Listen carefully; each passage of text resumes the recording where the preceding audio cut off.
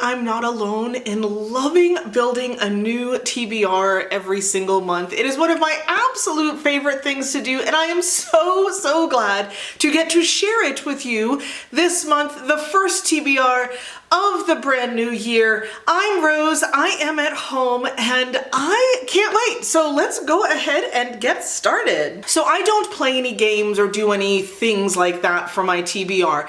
I do what is called a Mood Read TBR. I pick things out of all of these books that I own that would fit a specific reading mood so that it helps me avoid analysis paralysis, so I'm not stuck staring at 270. If you watched my last video, you know that's how many I own on these shelves that I haven't read, and it narrows it down to what I like to keep it around 12. So if I'm in the mood for happy or sad or adventurous, I have options. So the first category that I pick for is something happy. That doesn't mean it's a happy comedic book, but it could.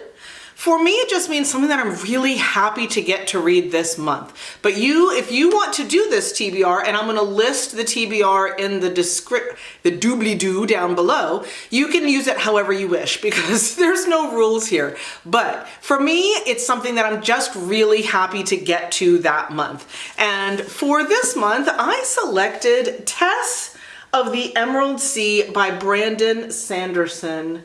Oh, that's so pretty. It's not the Kickstarter version. I'm not up enough on all the social medias to know that that was a thing. But this, I believe, was a gift from Liam, and I am so excited to hopefully get to it this month. Let's see what it's about. Oh, and the inside is gorgeous. Look at that. Okay, so the only life Tress has known on her island home in an emerald green ocean has been a simple one, with the simple pleasures of collecting cups brought by sailors from faraway lands and listening to stories told by her friend Charlie. But when his father takes him on a voyage to find a bride and disaster strikes, Tress must stow away on a ship and seek the sorceress of the deadly midnight sea. Amid the spore oceans where pirates abound, can Tress leave her simple life behind and make her own place, sailing a sea where a single drop of water can mean instant death? That sounds like such a ride. It sounds like so much fun. I think it's been on a TBR before and I didn't get to it, but I am so excited to get to it this month. The second category is called I Want to Think. Things that work in here would be nonfiction, but I also own voices. And so for this one, I have selected S.A. Cosby's Razorblade Tears. And this, I think, has also been on a TBR, but I am so looking forward to getting to it. It's been one that I've been wanting to read for a while. Obviously, I own it. So here is that cover. Okay. Ike Randolph has been out of jail for 15 years with not so much as a speeding ticket in all that time. But a black man with cops at the door knows to be afraid. The last thing he expects to hear is that his son, Isaiah, has been murdered, along with Isaiah's white husband, Derek. Ike has never fully accepted his son, but is devastated by his loss. Derek's father, Buddy Lee, was almost as ashamed of Derek for being gay as Derek was ashamed of his father's criminal record. Buddy Lee still has contacts in the underworld, though, and he wants to know who killed his boy. Ike and Buddy Lee, two ex-cons with little in common other than a criminal past and a love for their dead sons, band together in their desperate desire for revenge. In their quest to do better for their sons in death than they did in life, these hardened men will confront their own prejudices about their sons and each other as they rain down vengeance upon those who hurt their boys. Provocative and fast-paced, Razorblade Tears is a story of bloody retribution, heartfelt change, and maybe even redemption. Does that not sound absolutely amazing? Does it not sound like something that's going to have me thinking? Absolutely in both, and I so hope I get to this month. The next category is I'd like something scary. Again, you can go wherever you want with this. If you're following along, it can be scary because it's super long. It can be scary because it's a hard author, or it can be scary because it's horror or mystery thriller type of thing, which is where I tend to go with this. But I think this is is mystery horror. I just picked it up, I want to say last month in my book of the month, and it is called No One Can Know, and it is by Kate Alice Marshall. Where's that cover? Okay, so it sounds really intriguing. 14 years ago, the Palmer sisters, Emma, Juliet, and Daphne, left their home in Arden Hills and never returned. But when Emma discovers she's pregnant and her husband loses his job, she has no option but to return to the house that she and her estranged sisters still own, and where their parents were murdered. Emma has never told anyone about what she saw the night her parents died, even when she became the prime suspect. But her presence in the house threatens to uncover secrets that have stayed hidden for years, and the sisters are drawn together once again. As they face their memories of the past, rivalries restart, connections are forged, and for the first time, Emma starts to ask questions about what really happened that night.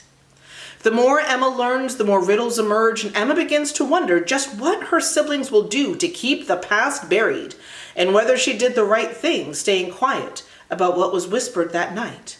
No one can know. I've read a number of books with a similar plot. They're going to come up in my next series, which is going to be 4 videos covering all of the things that I read in 2023. And if you want to see that, go ahead and hit that subscribe button right now so you don't miss it. But this sounds really intriguing. It might be scary. She might need to fear her sisters. I don't know yet, but I can't wait to find out. The next thing on the list is I Want Twists and Turns, and I was so excited to pick this up, and I can't believe I have waited this long to get to it, and it is Finley Donovan is Killing It, which just has sounded so amazing. I've not heard the best things about future things in this series. I'm going to reserve my own judgment for that, but I've heard amazing things about this one. So, Finley Donovan is killing it, except she's really not. As a stressed-out single mom of 2 and a struggling novelist, Finley finds her life in chaos.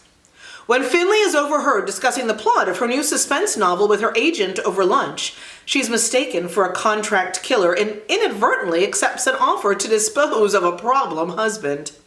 Finley soon discovers that crime in real life is a lot more difficult than its fictional counterpart as she becomes entangled in a murder investigation. Fast-paced, deliciously witty, and wholeheartedly authentic in depicting the frustrations and triumphs of motherhood, Finley Donovan is Killing It is the first in a brilliant new series from award-winning author Elle Cosimano. So that sounds adorable, it sounds fun, it sounds a little madcap, but still mystery. I am here for it, and I really hope that I can get to this in January. The next thing on the list is I Want a Good Cry. So this is a place where something really heartfelt, something that's going to tug on the heartstrings, something that's designed to give you that, or at least designed to give, hopefully me, that emotional release. And this month I have picked The Secret Book of Flora Lee. This has been on a TBR before and I didn't get to it, but I really, really want to read this one, so I hope I can this month. Oh, and again, the inside, check that. Oh my goodness. Oh, there's a face in it, so the camera's focusing there. Okay. In the war-torn London of 1939, 14-year-old Hazel and 5-year-old Flora are evacuated from their home to a rural village to escape the horrors of the Second World War. Living with the kind Bridie Aberdeen and her teenage son, Harry, in a charming stone cottage along the River Thames, Hazel fills her days with walks and games to distract her young sister, including one that she creates for her sister and her sister alone, a fairy tale about a magical land called Whisperwood, a secret place that they can escape to that is all their own. But the unthinkable happens when young Flora suddenly vanishes while playing near the banks of the river. Shattered, Hazel blames herself for her sister's disappearance, and she carries that guilt into adulthood as a private burden she feels she deserves. 20 years later, Hazel is in London, ready to move on from her job at a cozy rare bookstore to a career at Sotheby's. With a charming boyfriend in her elegantly time-worn Bloomsbury flat, Hazel's future seems determined. but her tidy life is turned upside down when she unwraps a package containing an illustrated book called Whisperwood and the River of Stars. Hazel never told a soul about the imaginary world she created just for Flora. Could this book hold the secrets to Flora's disappearance? Could it be a sign that her beloved sister is still alive after all these years? As Hazel embarks on a feverish quest, revisiting long, dormant relationships and bravely opening wounds from her past, her career and future hang in the balance. An astonishing twist ultimately reveals the truth in this transporting and refreshingly original novel about the bond between sisters, the complications of conflicted love, and enduring magic of storytelling. That sounds beautiful and heartwarming and maybe sad, and I am here for it, and I really hope that I get to it this month. The next category is I Want an Escape. This is where I like to put fantasy, sci-fi, otherworldly things, and I got this the day it came out, and I don't even think it's been on a TBR yet, but I so want to read it because I loved the original trilogy, and it is Fragile Thread of Power by V.E. Schwab. This takes place in the Shades of Magic world, but I think there are some crossover characters, but it's supposed to be a new thing, a new spin-off. And so I did not reread the original trilogy. I'm hoping that I remember enough that I can jump in right here with this one. So let's see. A new door opens. Once there were 4 worlds, nestled like pages in a book, each pulsing with fantastical power and connected by a single city, London.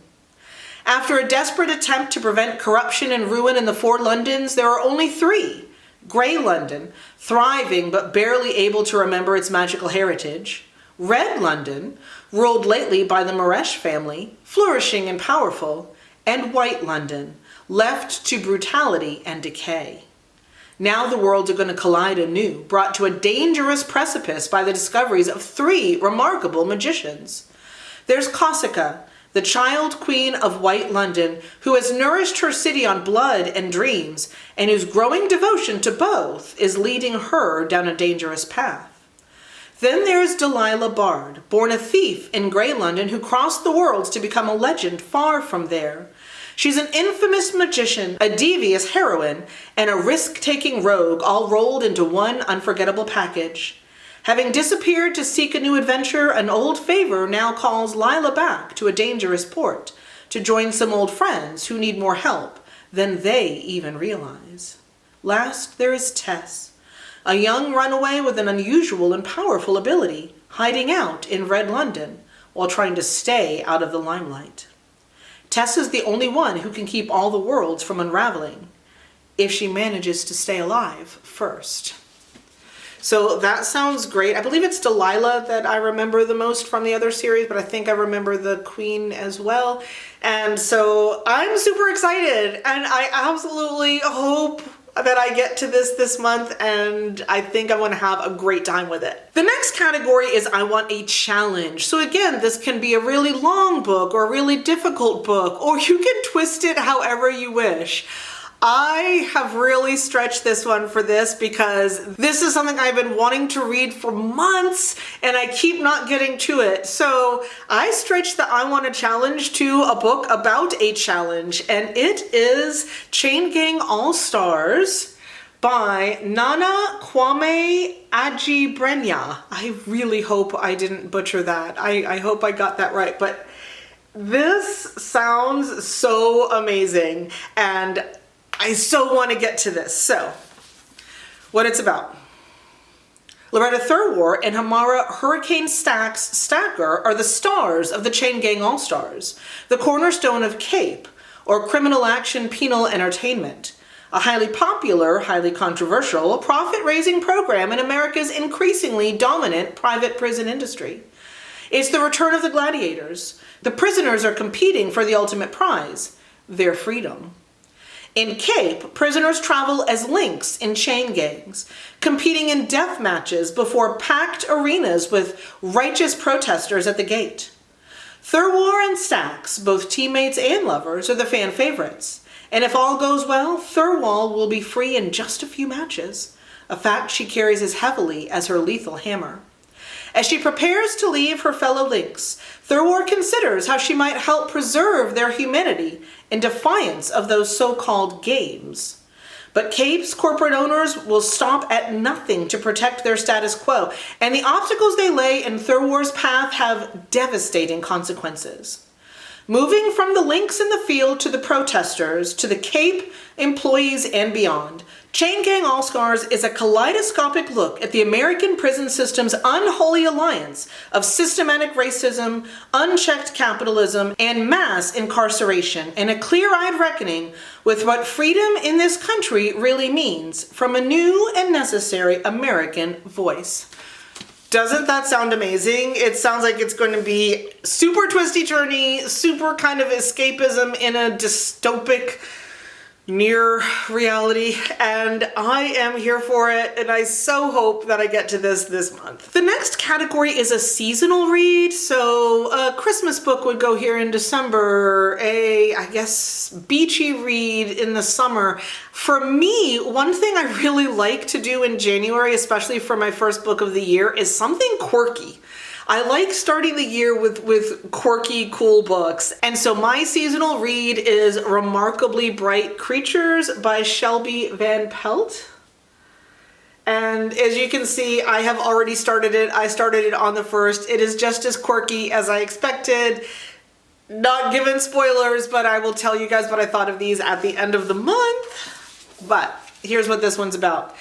After Tova Sullivan's husband died, she began working the night shift at the Sowell Bay Aquarium, mopping floors and tidying up. Keeping busy has always helped her cope, which she's been doing since her 18-year-old son Eric mysteriously vanished on a boat in Puget Sound over 30 years ago. Tova becomes acquainted with curmudgeonly Marcellus, a giant Pacific octopus living at the aquarium. Marcellus knows more than anyone can imagine, but wouldn't dream of lifting one of his 8 arms for his human captors, until he forms a remarkable friendship with Tova. Ever the detective, Marcellus deduces what happened the night Tova's son disappeared. And now Marcellus must use every trick his old invertebrate body can muster to unearth the truth for her before it's too late. Shelby Van Pelt's debut novel is a gentle reminder that sometimes taking a hard look at the past can help uncover a future that once felt impossible. I am really enjoying myself. It is exactly what I wanted to start the year with, and I will tell you all about it at the end of the month. The next category is, I've been wanting to read this for a while, so it's something that's been on your TBR but keeps getting pushed back and pushed back, something you've had for a while and just keep not getting to. And so for this month, I picked Caraval by Stephanie Garber, and this has been out for forever.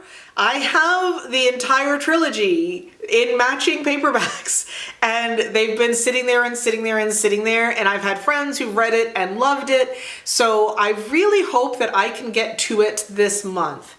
And let's see. Scarlett Dragna has never left the tiny island where she and her sister, Tella, live with their powerful and cruel father. Now Scarlett's father has arranged a marriage for her, and Scarlett thinks her dreams of seeing Caraval, the faraway once-a-year performance where the audience participates in the show, are over. But this year, Scarlett's long-dreamt-of invitation finally arrives. With the help of a mysterious sailor, Tella whisks Scarlett away to the show. Only, as soon as they arrive, Tella is kidnapped by Caraval's mastermind organizer, Legend. It turns out that this season's Caraval revolves around Tella, and whoever finds her first is the winner. Scarlett has been told that everything that happens during Caraval is only an elaborate performance. But she nevertheless becomes enmeshed in a game of love, heartbreak, and magic with the other players in the game.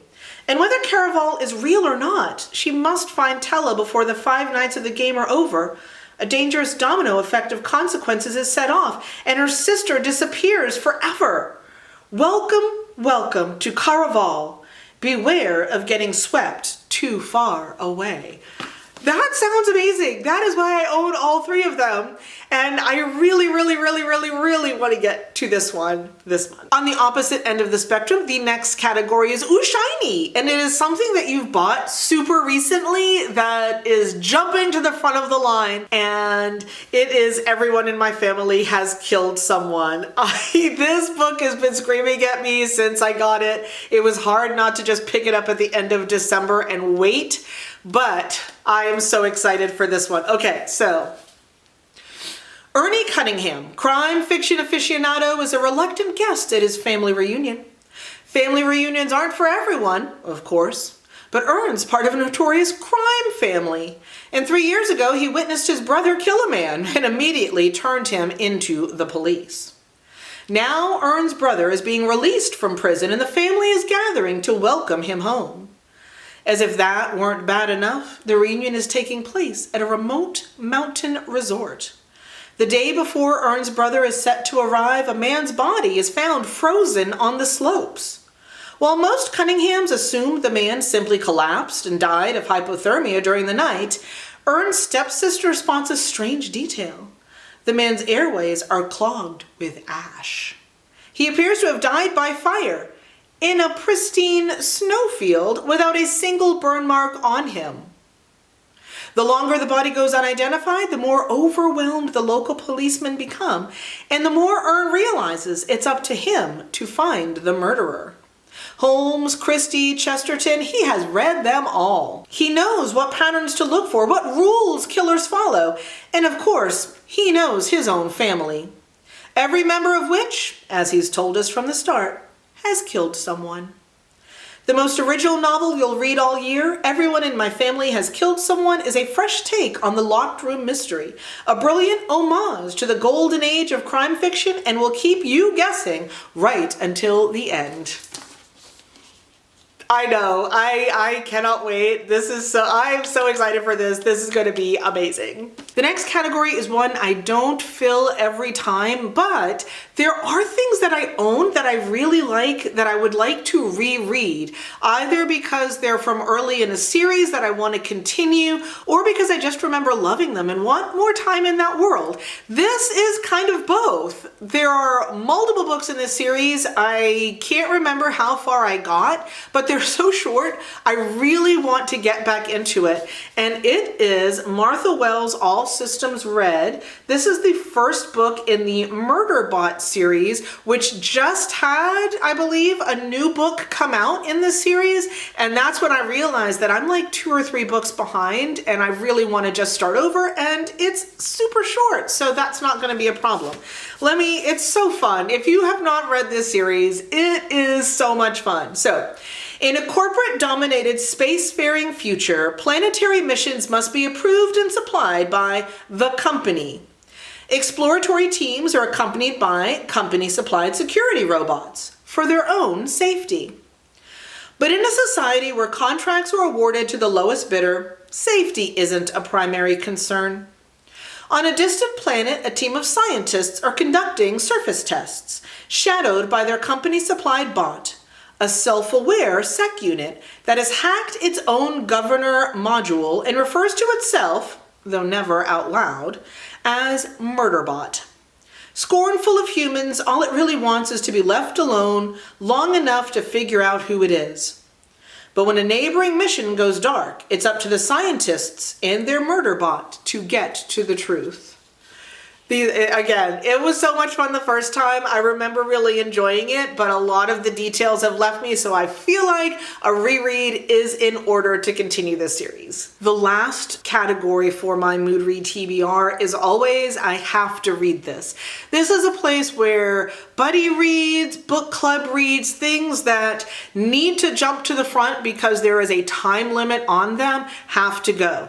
Well, our book club doesn't meet in January. We don't meet again until February, so I don't have anything for this category, but I kind of like having 12 books to select from each month. So I went ahead and put Killers of a Certain Age, just because I want to. So this rounds out my 12. This is another one that I just got. This was in my December book of the month.